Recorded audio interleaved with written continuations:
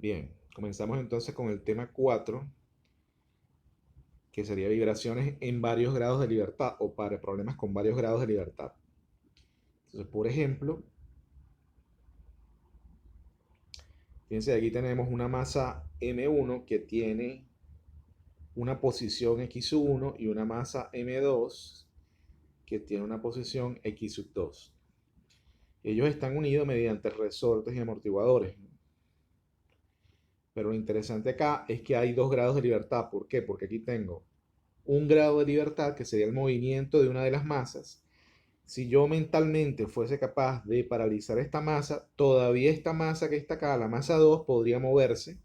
Entonces tendría un segundo grado de libertad. O sea que si yo mentalmente pudiera paralizar esa masa que está ahí, ya el sistema no se mueve. O sea que tengo dos grados de libertad. Bien, realmente no hay mucha diferencia con respecto a la metodología de solución. Es decir, en un grado de libertad, ¿qué es lo que hacíamos? Bueno, agarrábamos y hacíamos los diagramas de cuerpo libre de la configuración estática y luego hacíamos los diagramas de cuerpo libre de la configuración dinámica. En este caso vamos a hacer lo mismo, ¿no? Es decir, vamos a hacer los diagramas de cuerpo libre, solo que, por ejemplo, en el problema que estamos viendo en la diapositiva, entonces hay dos masas. Por lo tanto, entonces requiero hacer diagramas de cuerpo libre para ambas masas, ¿no? En este caso en particular, fíjense que acá tengo el diagrama de cuerpo libre para la masa 1, que sería esta masa que está aquí arriba, y tengo el diagrama de cuerpo libre para la masa 2, que sería esta masa que está aquí abajo, ¿no? Fíjense, ahí pueden notar que no se está tomando en cuenta el peso de cada una de las masas, ¿no? Eso es porque sencillamente se sabe por experiencia que ese peso es el que causa los delta estáticos en los resortes, o sea, la fuerza debido al delta estático en los resortes. Entonces, sencillamente se ha obviado el delta estático de los resortes y por lo tanto se obvia también tomar el peso como una fuerza. Sencillamente se toman en cuenta las fuerzas dinámicas, ¿no? Las fuerzas dinámicas en los resortes y las fuerzas dinámicas en los amortiguadores, ¿no? Entonces, otra cosa interesante, ¿no? Fíjense que, por ejemplo, acá voy a hacer un zoom.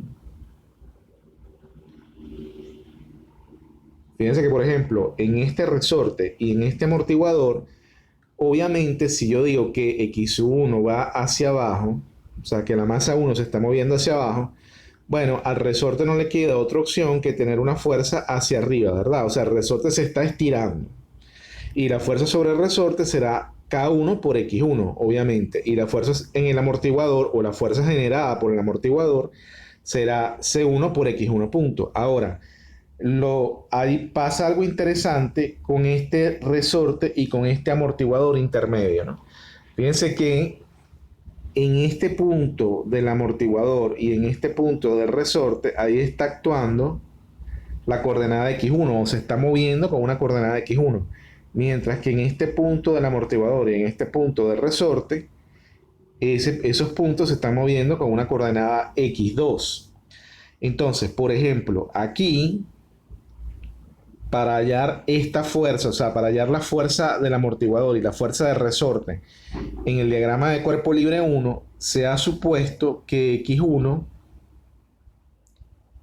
perdón, que X2 es mayor que X1.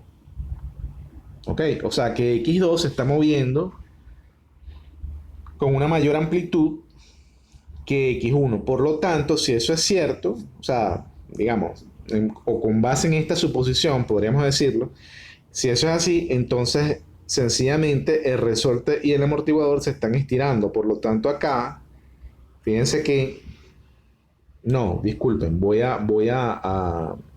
disculpen, voy a hacer una corrección. No, todo lo contrario. Fíjense, en este caso, se ha supuesto que X1 es mayor que X2. ¿Ok? Uno puede suponer lo que uno quiera realmente. No está forzado a suponer que X1 es mayor que X2. Podríamos suponer que X2 es mayor que X1. No hay ningún problema.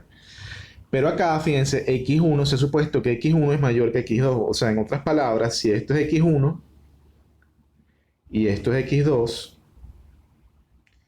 bueno, quiere decir que este punto se está acercando a este. Por lo tanto, tanto el amortiguador como el resorte se están comprimiendo y por tanto aparece una fuerza hacia arriba, fíjense.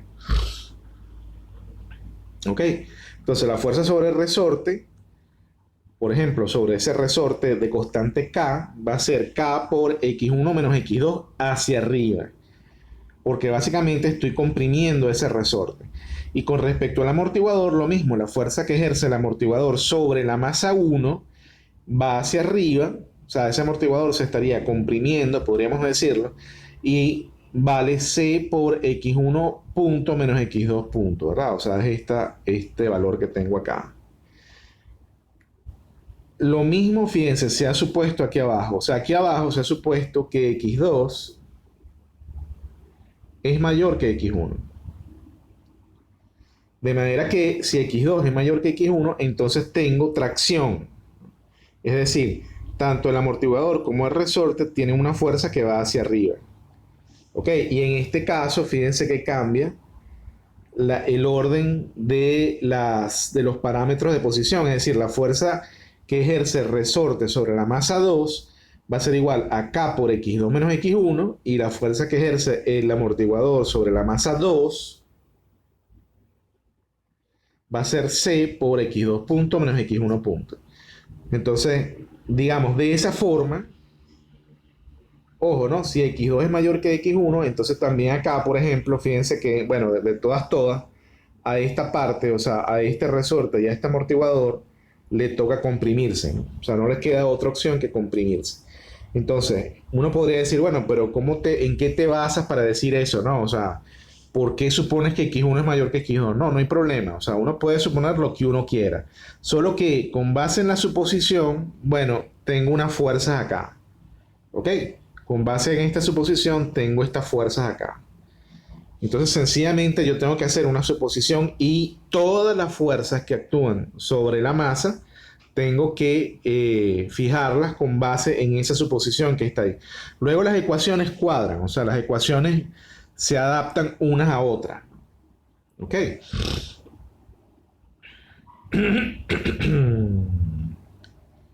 Ok. Bien, entonces fíjense que por ejemplo acá, en el diagrama de cuerpo libre 1, o con la fuerza del diagrama de cuerpo libre 1, yo acá estoy haciendo sumatoria de fuerzas igual masa por aceleración en la dirección vertical, ¿no? Obviamente. Entonces, bueno, aquí estoy suponiendo que hay una aceleración x1 punto, x1 2 puntos, perdón, hacia abajo, ¿no? Entonces, fíjense que, por ejemplo, ahí tengo todo lo que va hacia arriba sería negativo. En ese caso, fíjense que todo es negativo, exceptuando la fuerza, ¿no? La fuerza es el único parámetro que como va hacia abajo aparece positivo. Y como la aceleración va hacia abajo, bueno, entonces eso es igual a la masa por la aceleración positiva. O sea, que es este término que tengo acá. Lo mismo con este término, con el diagrama de cuerpo libre 2. Ahí estoy suponiendo que la aceleración del cuerpo 2 va hacia abajo. O sea, es positiva hacia abajo. Y bueno, tiene un valor x2 segunda derivada. Entonces todo lo que vaya hacia abajo aparece como positivo en la sumatoria de fuerzas verticales y aquí aparecen estos dos términos positivos, todo lo demás aparece negativo. O sea que básicamente acá en estas ecuaciones 5.1 lo que estoy haciendo es sumatoria de fuerzas verticales igual masa por aceleración. ¿Ok? Pero bueno, existe esa diferencia, ¿no? O sea, estos resortes verticales, estos resortes que están acá intermedios y ese amortiguador intermedio, su fuerza va a depender tanto de la coordenada 1 como de la coordenada 2. Y eso sería una diferencia, por ejemplo, con respecto a problemas de un solo grado de libertad.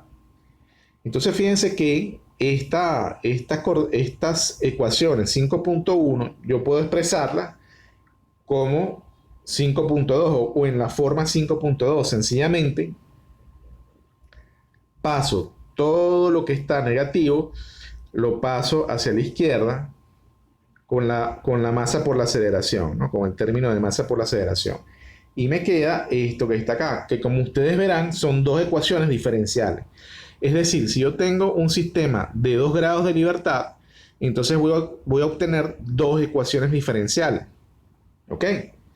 Y de la misma forma, si tengo un sistema de 2 grados de libertad, voy a obtener dos frecuencias naturales, a diferencia de antes cuando tenía un sistema de 1 grado de libertad. O sea, en este caso, como tengo 2 grados de libertad, tengo dos frecuencias naturales. Es decir, uno tiene tantas ecuaciones como grados de libertad tenga el problema. Y tantas frecuencias naturales como grados de libertad tenga el problema. De manera que, bueno, las ecuaciones 5.1 ahora puedo verlo como 5.2 y fíjense, eso que está ahí puedo expresarlo de manera matricial.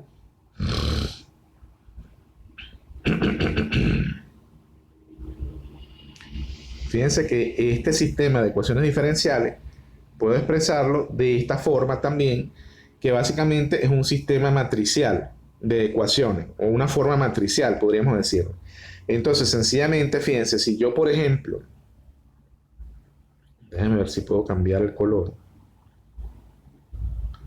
Si yo, por ejemplo, multiplico esta primera línea que está acá, ¿verdad? O esa primera fila por esta columna, voy a obtener m1 por x1, es decir, voy a obtener este término que está aquí.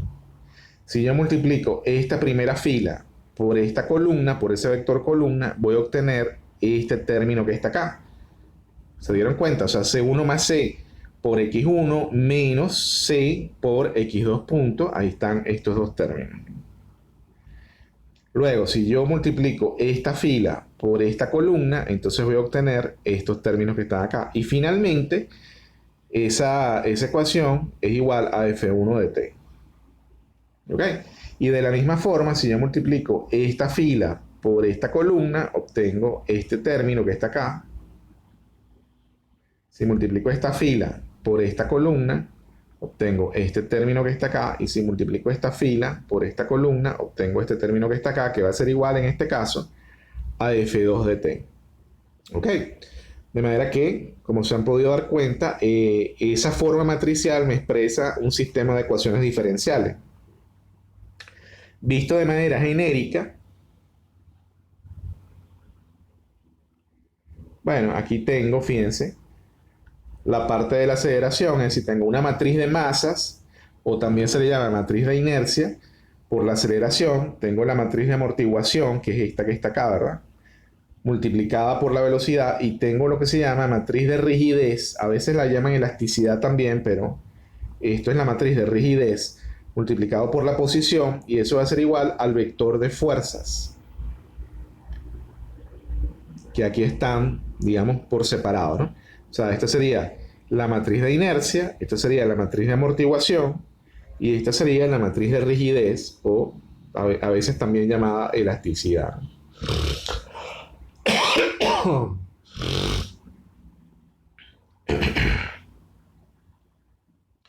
Bueno, fíjense, por ejemplo, acá tendríamos un sistema de vibraciones libres no amortiguados, porque tengo sencillamente una masa M1,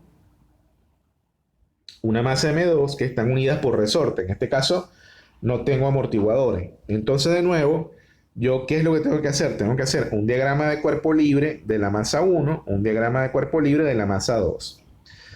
Si ustedes hacen esos diagramas de cuerpo libre y hacen sumatoria de fuerzas verticales igual a la masa por la aceleración, van a obtener en el diagrama de cuerpo libre 1 esta ecuación diferencial, y en el diagrama de cuerpo libre 2 esta ecuación diferencial.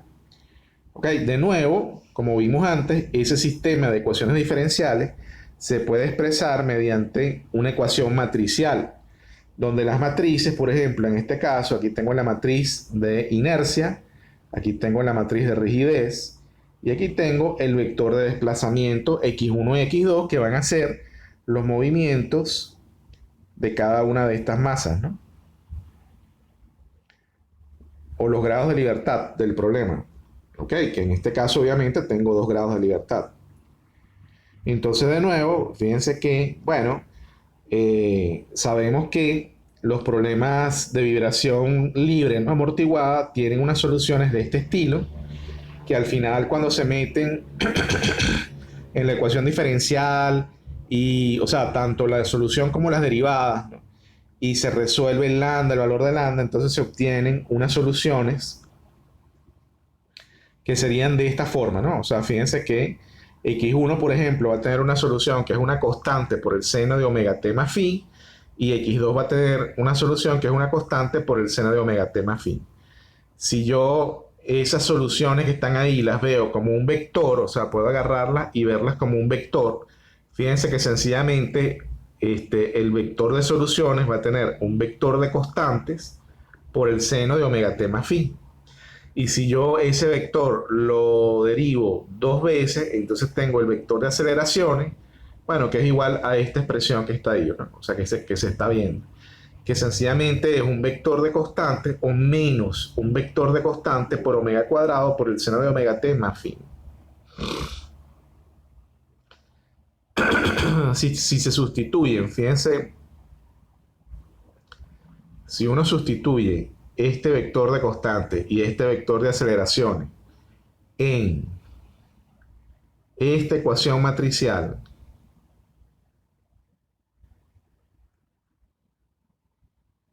entonces se obtiene esta expresión que está acá. Ok, fíjense que ahí tengo la matriz de inercia y la matriz de rigidez, que está multiplicando a el vector de constantes AB. Aquí lo puedo ver mejor, ¿no? Fíjense, aquí está la matriz de inercia multiplicando omega cuadrado por la matriz de rigidez, todo eso multiplica al vector de constantes AB igualado a 0. Entonces eso lo que me está dando es un sistema de ecuaciones algebraico, ¿no? No diferenciales, que es este sistema que está ahí. Ok, o sea, si yo, de nuevo, fíjense, si yo multiplico esta fila por omega cuadrado, bueno, estoy obteniendo, fíjense, sencillamente esto que está acá, omega 1 o menos omega 1 por el menos que está acá, ¿no? Menos omega 1 por omega cuadrado, si multiplico esta fila por... bueno, recuerden una cosa, disculpen, déjenme echar para atrás un momento, ¿no?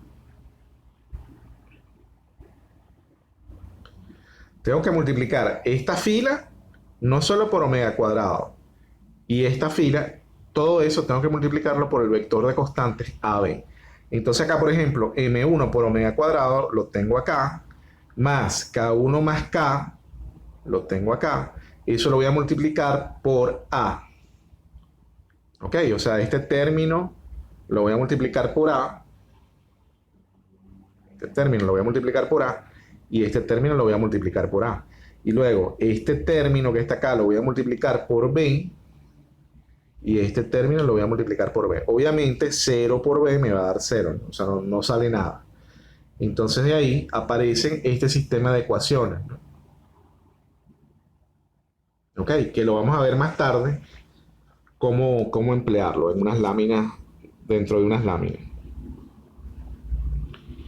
Bueno, sencillamente, fíjense, la solución de ese sistema que está ahí, o sea, esta parte que está acá, o ese sistema que está ahí, para que tenga una solución única, el determinante de esta matriz que está acá tiene que ser igual a 0.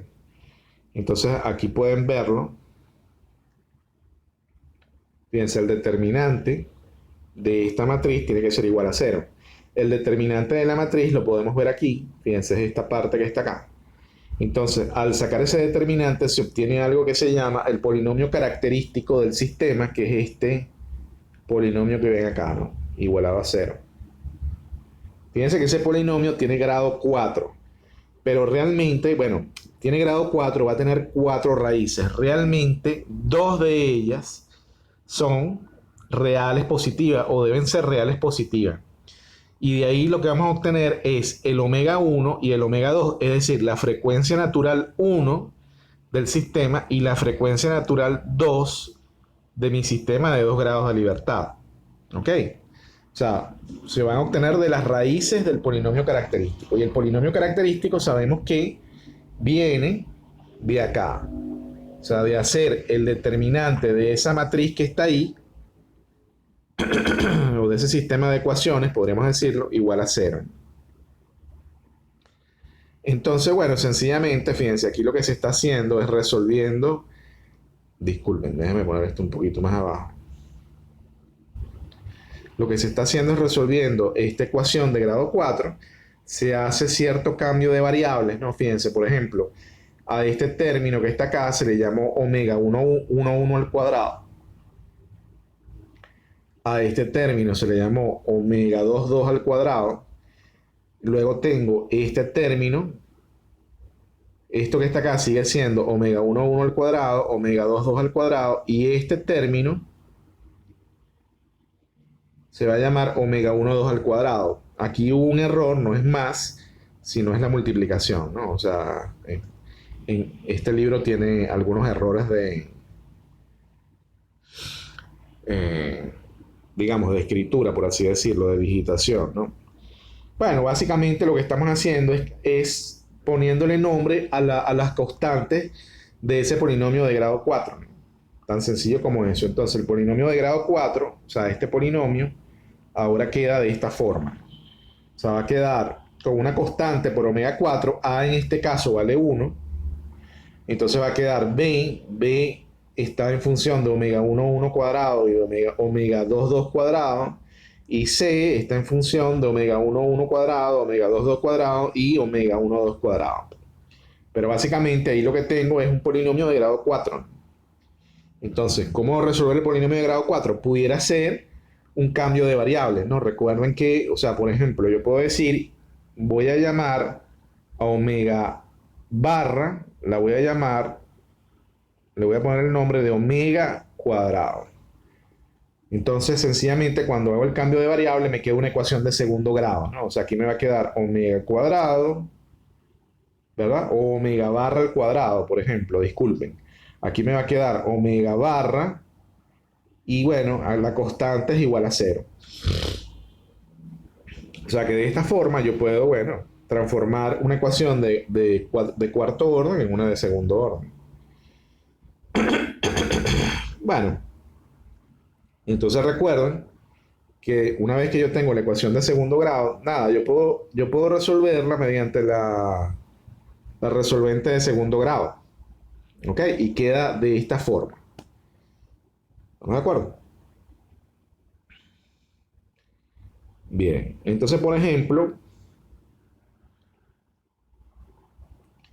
fíjense, volviendo al sistema que estábamos estudiando, ¿no? Es decir, al sistema de bloques, voy a echarlo hacia atrás un momentico, a este sistema. O sea, estoy resolviendo este sistema. Ya tengo la ecuación, el sistema de ecuaciones diferenciales, sé que puedo ponerlo de manera matricial, sé que para que tenga solución única, o sea, para que el sistema sea, tenga una solución única, tengo que sacar que el determinante de esta matriz que está acá sea igual a 0, el determinante de esta matriz sea igual a 0, tengo este sistema de ecuaciones que vamos a usarlo más adelante.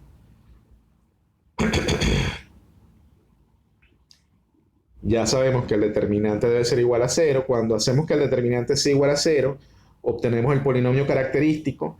Podemos hacer un cambio de variable, convertir ese polinomio de grado 4 en un polinomio de grado 2. Ah, si tenemos un polinomio de grado 2, no hay problema, es una ecuación cuadrática, podemos resolverlo. Entonces ahora, fíjense, lo que voy a hacer es decir, ok, la solución, fíjense que como tengo 2 grados de libertad, entonces voy a tener una frecuencia natural 1 y voy a tener una frecuencia natural 2. Entonces, ¿qué significa eso? Que la solución va a ser la superposición de los 2 grados de libertad. Es decir, yo antes había dicho que x iba a ser igual a por el seno de omega t más phi. Pero como tengo 2 omegas, entonces voy a tener que sencillamente agarrar y decir, mira, x1 va a ser igual a una constante a1, por el seno de omega 1t más phi 1, más una constante a2 por el seno de omega 2t más phi 2. Es decir, voy a tener que superponer la solución 1 y la solución 2. ¿Ok? De la misma forma, x2 va a ser igual a una constante b1 por omega 1t más phi 1 más B2 por omega 2t más phi 2. De manera que esta sería la solución, la forma de la solución matemática del problema de las dos masitas, ¿no? Ahora, fíjense otra cosa. Aquí, fíjense esto que está acá, ¿no? Si yo ahora voy a devolverme y me voy a dar cuenta de que realmente la constante A1 y la constante B1 no son independientes, ¿no? Entonces, eso lo hallo, de eso puedo darme cuenta sustituyendo omega 1 y omega 2 en la ecuación 517. Vamos a ver, fíjense, la ecuación 517 es esta expresión que está acá. Fíjense que acá yo pudiese agarrar y sustituir omega 1 en donde está el omega cuadrado, y sencillamente si pongo omega 1, entonces aquí estaría hablando de A sub 1 y aquí estaría hablando de B sub 1. Si se dan cuenta, yo puedo de aquí despejar A1 entre B1. O sea, eso va a ser igual a una relación que, por cierto, fíjense que arriba me queda K y abajo me está quedando toda esta expresión que está aquí, ¿no? O sea, menos M1 por omega 1 cuadrado más K1 más K, etcétera. O sea, me queda a esto que está acá se le llama normalmente μ1. Es decir, en otras palabras, lo que estoy viendo es que A1 y B1 están relacionados, o sea, no son constantes independientes. Pudiera hacerlo también, fíjense, así como lo hice en la ecuación 1, pudiera hacerlo de la ecuación 2. Pudiera meter aquí omega 1 y despejar de la ecuación 2 A1 sobre B1. Voy a obtener otra expresión, pero van a ver más adelante que es exactamente lo mismo. O sea que numéricamente la relación entre A1 y B1 me va a dar exactamente lo mismo. Puedo hacer lo mismo con omega 2.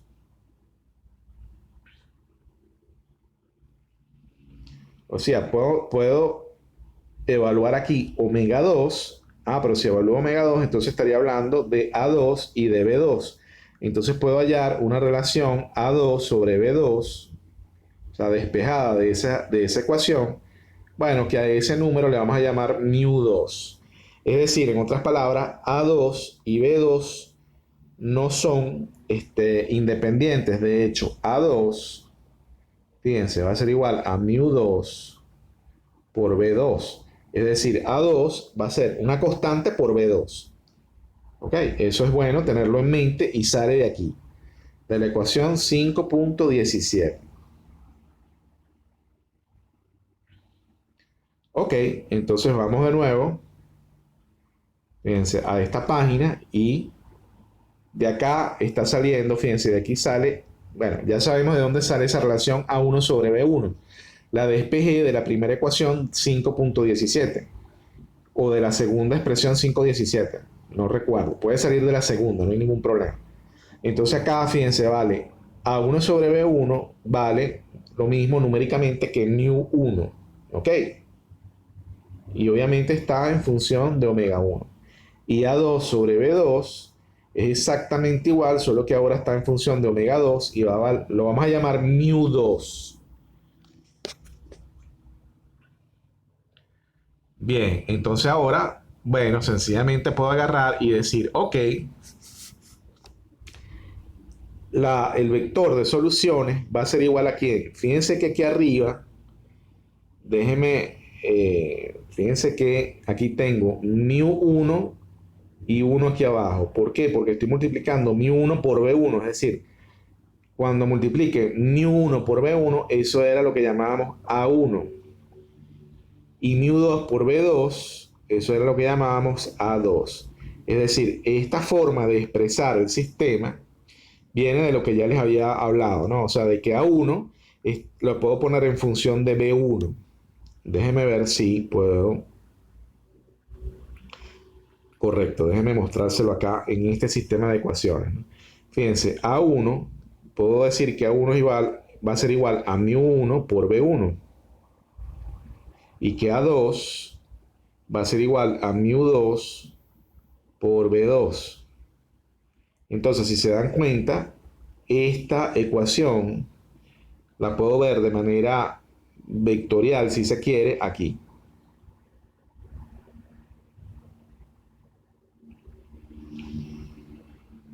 ¿Ok? Entonces acá tengo, bueno, mi vector de constantes por B1, por el seno de omega 1t más phi 1 y el vector de constantes por el seno de omega 2t por phi 2. Esa expresión puedo verla de manera matricial de esta forma, ¿no? Fíjense que si yo multiplico esta línea por esta columna, porque esto es un vector columna, obtendría la primera expresión, o sea, la primera expresión de mi sistema de ecuaciones. Y se multiplico la segunda fila por este vector columna, obtendría la segunda ecuación de mi sistema de ecuaciones. A esto, fíjense, a este vector que está acá, bueno, esta matriz completa se le llama matriz modal, porque en esa matriz puedo ver la forma, los modos puros o los modos principales como se mueve este sistema de ecuación. Ese sistema de masa, disculpen. Entonces, este sería el modo 1 y este sería el modo 2. Entonces, por ejemplo, dependiendo obviamente de las condiciones iniciales, pero si yo tuviera las condiciones iniciales y los parámetros correctos, yo podría decir que este sistema tiene dos modos puros de moverse.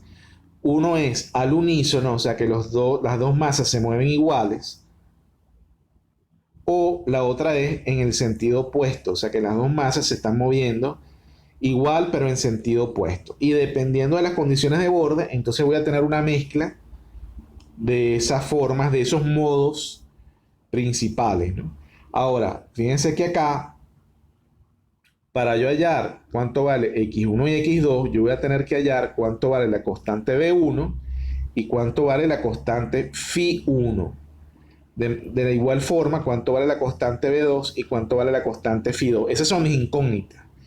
Y fíjense que son 4 incógnitas y esas voy a hallarlas con las condiciones iniciales. Todo lo demás lo debo conocer, es decir, omega 1 y omega 2 los voy a obtener del polinomio característico, cuando yo resuelvo el polinomio característico. Y mu1 y mu2 lo voy a obtener de la ecuación 5.17 cuando evalúe el valor de omega 1 y cuando evalúe el valor de omega 2.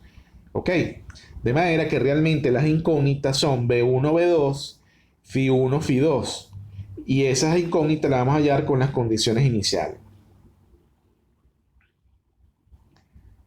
Entonces, por ejemplo, este es otro ejemplo donde tengo dos péndulos que están acoplados mediante un resorte. Fíjense que aquí puedo tener un grado de libertad teta sub 1, un grado de libertad teta sub 2. Tengo dos péndulos iguales y a una cierta distancia tengo un resorte que une ambos péndulos y que tiene constante K. Entonces, por ejemplo, aquí tengo el valor de la masa. Bueno, fíjense que aquí en los péndulos tengo una masa puntual en el extremo. Los péndulos tienen una longitud L, entonces esa masa vale 2 kilogramos. La L vale 1 metro. El A, donde está conectado el resorte, vale 0,25 metros. La K de resorte vale 10 kilogramos por metro. Y hay una condición inicial que es la velocidad inicial de un péndulo, que es 0,6 metros por segundo. Entonces vamos a ver cómo se resuelve este problema. Fíjense que de nuevo aquí tengo los diagramas de cuerpo libre, ¿no? Bueno, para hacer diagramas de cuerpo libre debieron haber quitado esta parte que está acá también y poner aquí las reacciones, ¿no? O sea, aquí debieron haber puesto dos reacciones en cada péndulo. Supongamos que eso es una articulación plana. De todas formas, vamos a tomar sumatoria de momento con respecto a estos puntos que están acá, o sea, con respecto a las articulaciones planas. Pero sí puede verse, fíjense que aquí está la fuerza del resorte, la fuerza que actúa sobre el resorte 1 y la fuerza que actúa sobre el resorte 2. Ahí se ha supuesto en cada caso que, por ejemplo, para hallar esta fuerza,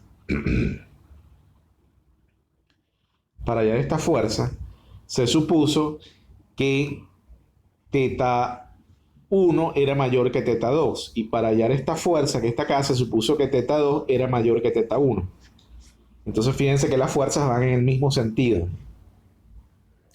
De nuevo, si hacemos sumatoria de momentos con respecto a este punto igual a la inercia por la aceleración angular, bueno, entonces obtengo estas expresiones que están acá. Fíjense que los valores de la inercia con respecto a estos puntos, ¿no? O sea, con respecto al punto sobre el cual se está tomando momento, bueno, es I sub 1 es igual a ml cuadrado y I sub 2 es igual a ml cuadrado. Entonces se obtiene este sistema de ecuaciones.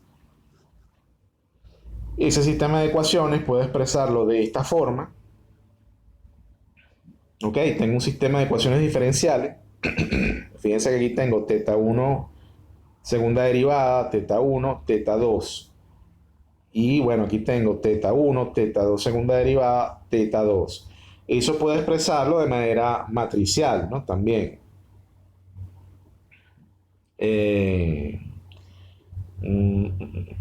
Fíjense que de nuevo, bueno, sencillamente agarrando, fíjense, aquí lo que se hizo fue evaluar esta expresión que sería la solución de teta 1 de t y esta expresión que sería la solución de teta 2 de t en estas expresiones, ¿no? O sea, en el sistema de ecuaciones diferenciales. Cuando uno hace eso, obtiene este sistema de ecuaciones donde quedan las constantes A y B y también queda en función de omega cuadrado. ¿Ok? O sea, esto es equivalente a la ecuación 5.17 del problema anterior. O sea que yo de aquí puedo sacar la relación entre A1, B1, ¿verdad? Lo que vamos a llamar μ1. Y vamos a sacar también la relación. Bueno, eso se hace obviamente evaluando omega en omega 1, ¿no? Y cuando evalúe omega en omega 2, entonces puedo hacer lo mismo para A2 sobre B2 y a eso lo vamos a llamar μ2. La otra cosa es que el determinante, para que haya una única solución, el determinante de ese sistema de ecuaciones debe ser igual a 0. Entonces aquí tengo el determinante de ese sistema de ecuaciones igual a 0. Voy a obtener un polinomio característico de grado 4, que ahí lo pueden ver. Entonces, bueno, acuérdense que podemos hacer el cambio de variable y llamar omega barra va a ser igual a omega cuadrado, por ejemplo. Entonces aquí me estaría quedando, en vez de omega cuadrado, me estaría quedando omega barra al cuadrado. Aquí me estaría quedando omega barra. Y tengo entonces una ecuación de segundo grado. Ok, todos los coeficientes son conocidos. O sea, todo esto que está acá es conocido, todo esto que está acá es conocido, son datos. Entonces, al resolver esa ecuación diferencial de de segundo grado, entonces obtengo la primera raíz.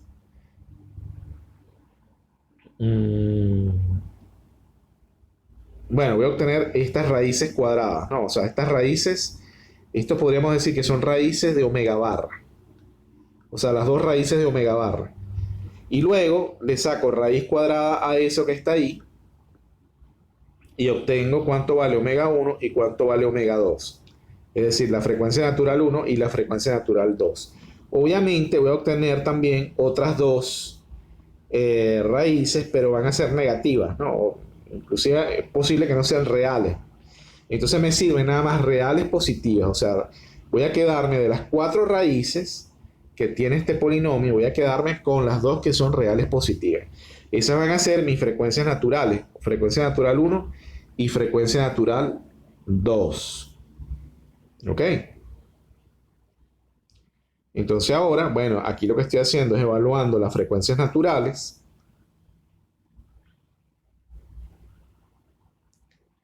Fíjense, aquí lo que estoy haciendo es evaluando las frecuencias naturales. Esta, por ejemplo, da 313. Eso está en radianes sobre segundo. Y esta, bueno, esto que está acá es el periodo, ¿no? Que no me lo están pidiendo, ellos lo calculan ahí. Aquí estoy evaluando la frecuencia natural 2. Ahí hay que tener cuidado porque ellos se equivocaron, ¿no? O sea, digamos, lo que quiero decir es, la fórmula la tenían bien, pero cuando evaluaron otra cosa, ¿no? Entonces, bueno, hay que tener cuidado. y, y ver exactamente cuánto da, ¿no? Pero la resolución del polinomio característico está bien. Entonces, sencillamente ahora sé que las soluciones va a ser una superposición de soluciones, ¿no? De nuevo, teta 1 de t va a ser A1 por omega 1t más phi 1 A2 por el seno de omega 2t más phi 2, ¿no? Entonces ahora tengo, por ejemplo, para teta 2, para el ángulo 2, o sea, para la posición angular del péndulo 2, voy a obtener que la solución es B1 por omega 1t más phi 2, perdón, más phi 1, disculpen, B2 por omega 2t más phi 2. Bien, de nuevo, recuerden, por ejemplo, A1 está relacionado con B1 mediante mu. O sea, mu1 por B1, eso es igual a 1. O sea, en otras palabras, A1 no es independiente de B1. Puedo hallarlo sencillamente regresando, o sea, el valor puedo hallarlo regresando aquí, ¿no? Fíjense, puedo hallarlo de este sistema de ecuaciones. O sea, de este sistema de ecuaciones, yo recuerden, puedo hallar cuánto vale A1 sobre B1, que eso lo llamamos mu1. Y también puedo hallar cuánto vale A2 sobre B2, que eso lo llamamos mu2. ¿Cómo lo hago? Bueno, evaluando respectivamente primero omega 1 y luego tengo que evaluar omega 2. ¿Ok? De esta forma hallo cuánto vale mu1 y cuánto vale mu2. Y de hecho puedo poner A1, lo puedo poner en función de B1. O sea que, entonces ahora, ya A1 no es una variable, sino que aquí aparece mu1 por B1 y aquí aparecerá mu2 por B2. ¿Ok? Entonces tengo B1 y B2 como incógnita.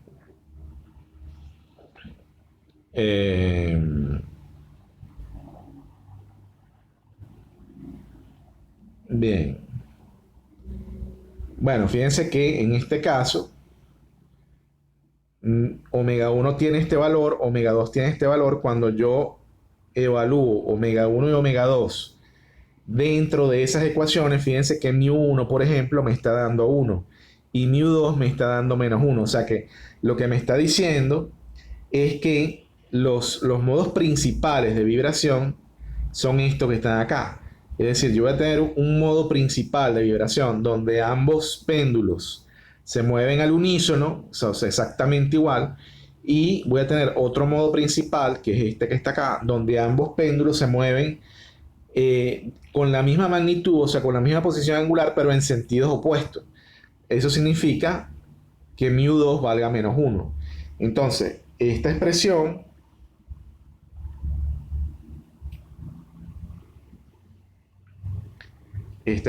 puedo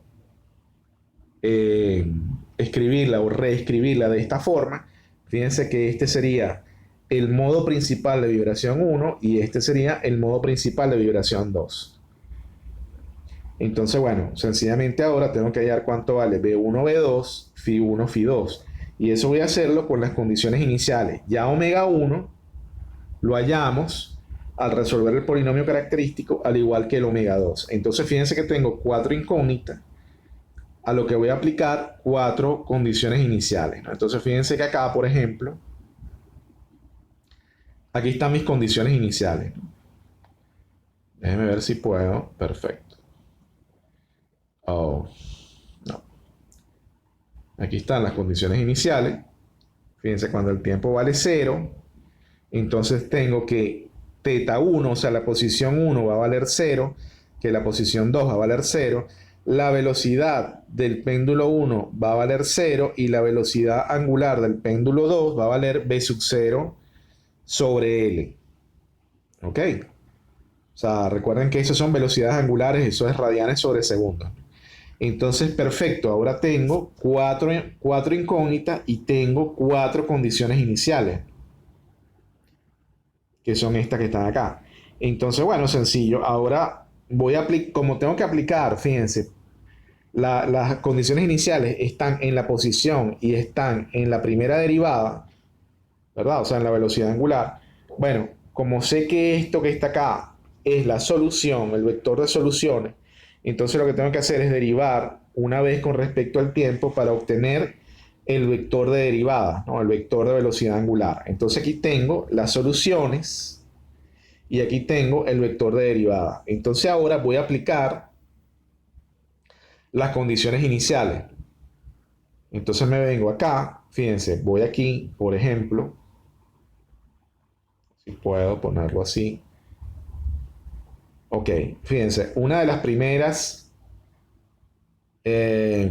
bueno, las posiciones, teta 1 en cero vale cero, ¿verdad? Y teta 2 en cero valía cero. Entonces lo que voy a hacer es evaluar esto en cero en el tiempo cero. Si yo evalúo esta expresión, ¿no? Esta completa, en el tiempo cero, fíjense que me estaría quedando teta 1 es cero y teta 2 es cero, ¿no? Aquí lo voy a poner como una ecuación. O sea, aquí tengo teta 1 es cero, teta 2 es cero. La otra es, voy a multiplicar 1 menos 1 por esta parte que está acá. O sea, 1 menos 1 lo voy a multiplicar por este vector columna. Pero obviamente la parte de omega 1 se me va a ir. Entonces aquí me queda B1, fíjense, este término que está acá, lo voy a multiplicar por este término que está acá. Me queda B1 por el seno de Φ1 menos, porque voy a multiplicar este número que está acá, ahora lo voy a multiplicar por este término, menos B2 por el seno de Φ2. O sea, aquí tengo la primera ecuación. Voy a hacer lo mismo con la segunda ecuación, ¿no? Fíjense, voy a salir de aquí un momentico. Voy a multiplicar esta fila por esta columna, ¿verdad? Es decir, voy a multiplicar este número por este término evaluado en cero y luego voy a multiplicar este número por este término evaluado en cero. Ah, entonces me queda 1 por B1. Aquí va B1, fíjense aquí. 1 por B1 por el seno de Φ1 más, porque este término es positivo, 1 por B2 por el seno de Φ2. ¿Okay? O sea que esto sale de acá, de la solución evaluada en cero. Y voy a hacer lo mismo luego con las derivadas. Con esta parte de las derivadas voy a agarrar, ya sé que en el tiempo cero esta primera velocidad vale cero, pero esta sí sé que vale b sub 0 sobre L, ¿no?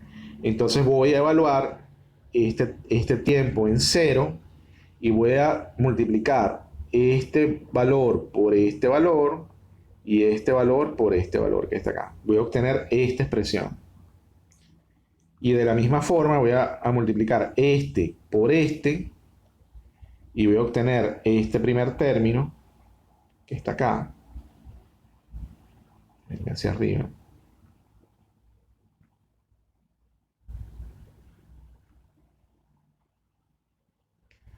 Fíjense, lo que quería decirles es voy a multiplicar este término por esto, evaluado en cero. Voy a obtener este término. Este término por este, evaluado en cero. Voy a obtener este término. Luego voy a multiplicar este término por este que está aquí arriba. Voy a obtener este término. Y este término que está acá lo voy a multiplicar por este de aquí abajo y voy a obtener este término. Y yo sé que teta 2 punto evaluado en cero vale b sub 0 L. De manera que aquí tengo, fíjense, todas las ecuaciones que aparecen de aplicar las condiciones iniciales. Fíjense que tengo 4 ecuaciones con 4 incógnitas. ¿Cuáles son las incógnitas? B1, B2, Φ1 y Φ2. 4 incógnitas con 4 ecuaciones. Yo debo ser capaz de resolver el problema. De hecho, resolviendo me da que Φ1 y Φ2 valen 0. Y luego, entonces me queda nada más por resolver cuánto vale B1 y B2.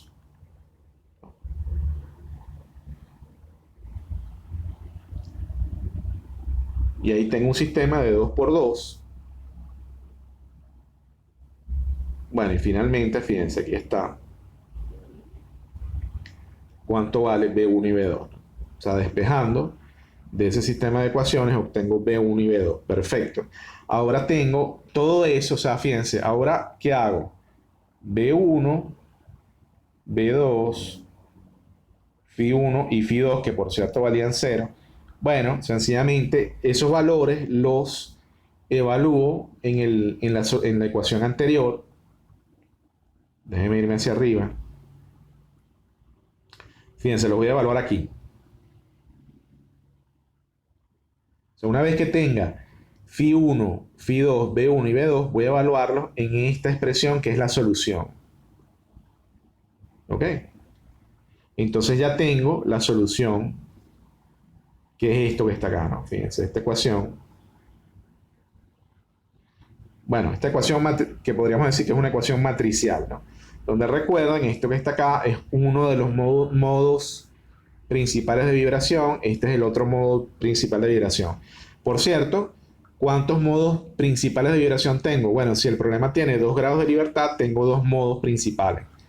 O en otras palabras, tendré tantos modos de vibración principales como grados de libertad tenga. Entonces fíjense que ahí yo puedo despejar, sencillamente agarrar y decir, bueno, teta 1, a ver si puedo ponerlo en otro color.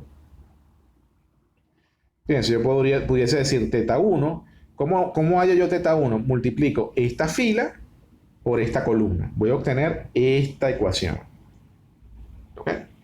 Y si quiero hallar teta 2 de t, multiplico esta fila de aquí abajo, de nuevo por este vector columna, obtengo esta expresión. O sea que ahora ya sí tengo las soluciones, fíjense, ¿eh? Tengo teta 1 de t, teta 2 de t, ¿no? Por cierto, esto es una función del tiempo, teta 1 de t.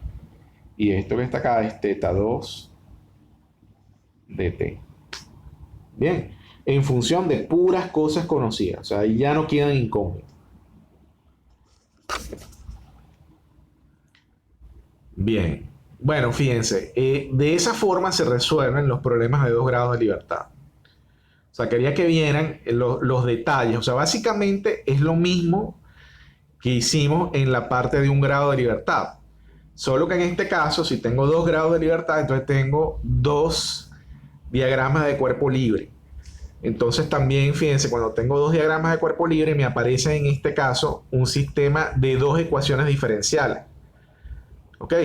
Entonces, ese sistema de dos ecuaciones diferenciales puedo expresarlo de manera matricial y me voy a dar cuenta de que para que tenga solución, o sea, ese sistema de ecuación diferencial, para que tenga una solución única, el determinante de una matriz particular que está ahí debe ser igual a 0. Entonces, eso me da ese determinante.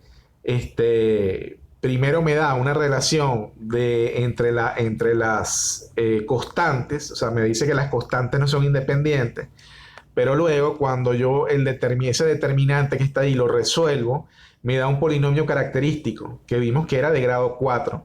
Pero realmente de ese polinomio característico de grado 4, que tiene 4 raíces, me interesan solo 2 que van a ser reales positivas. Esas son las frecuencias naturales. Entonces yo esas frecuencias naturales, si las evalúo en el sistema de ecuaciones que me relacionan las constantes, puedo hallar una relación entre las constantes. Es decir, puedo hallar una relación entre A1 y B1, por ejemplo, y entre A2 y B2. ¿Ok? Entonces, bueno, ya sé que tengo ¿cómo decirlo? Tengo una incógnita menos porque ya ahora A no es una incógnita. A la puedo poner en función de B. De manera que entonces tengo B1 y B2, pero también voy a tener como incógnita Φ1 y Φ2. ¿Ok? Tengo 4 incógnitas. ¿Cómo las hallo? Aplicando las condiciones iniciales. Solo que recuerden, esta vez las condiciones iniciales son 4. A diferencia de cuando tenía un solo grado de libertad, que eran 2. O sea, cuando tenía un solo grado de libertad, las condiciones iniciales eran la posición y la velocidad, pero en este caso tengo 2 posiciones y 2 velocidades en el tiempo 0. Ah, perfecto, pero tengo entonces 4 incógnitas, voy a poder tener 4 ecuaciones, voy a poder hallar las incógnitas y sencillamente evaluando eso en el sistema de ecuaciones inicial, ahora tengo la solución, es decir, voy a tener teta 1, voy a tener el primer grado de libertad en función del tiempo, el segundo grado de libertad en función del tiempo y en función de puras cosas conocidas. ¿Ok? Bien, entonces esta sería la clase, esta es la única clase que vamos a ver de vibraciones de n grados de libertad.